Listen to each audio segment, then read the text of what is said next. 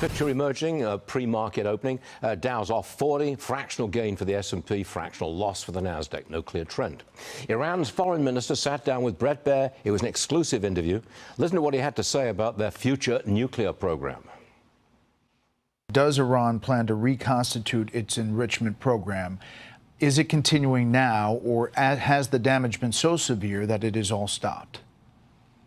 It is now stopped because, yes, damages are serious and severe.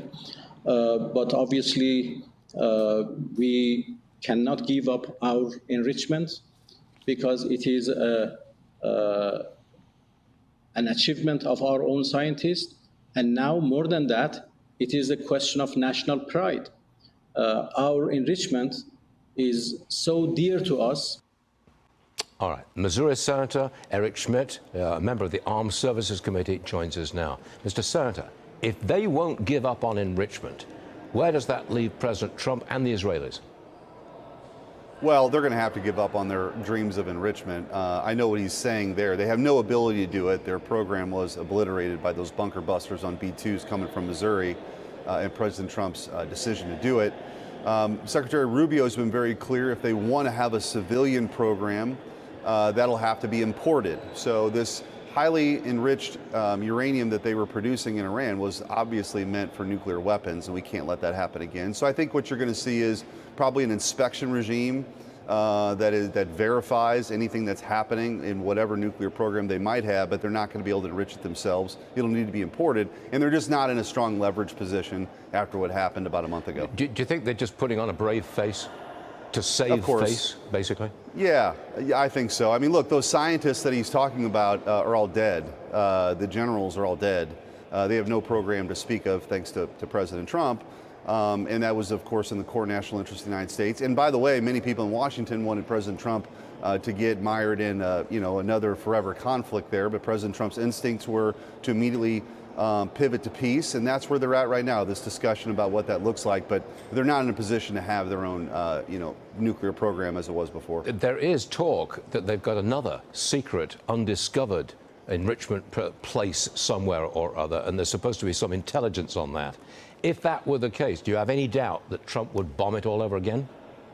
I think what President Trump did is he understood the risk, how close they were, and took action. And I have no doubt that President Trump would use the same sort of American realist calculus.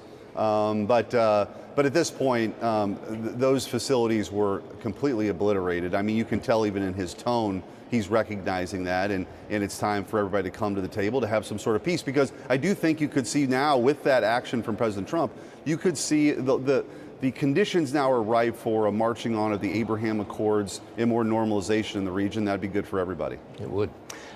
Senator, tomorrow you will lead the House Judiciary Committee hearings on DEI, diversity, equity, inclusion. You say these policies are actually against the law. Can you explain how DEI is illegal? Yeah, look, the Civil Rights Acts of the 1960s were meant to protect people from racial discrimination, and that's exactly what DEI is. It's just flowery language to cover up an effort to discriminate against additional group based on immutable characteristics. And so I think the public has been educated on this now to a large degree. So the hearing that I'm leading in the Senate Judiciary Committee tomorrow will be to further play this out and expose what this means. This is played out in our universities.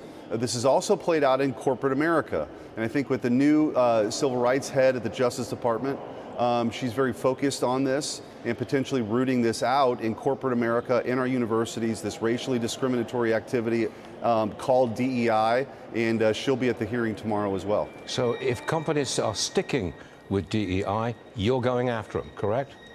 Yeah, get ready, because what you're doing to appease the Black Lives Matter crowd in 2020 is illegal, and you need to stop. Senator Eric Schmitt, thanks for joining us, sir. Always a pleasure. Anytime. See you again. Thank you, sir.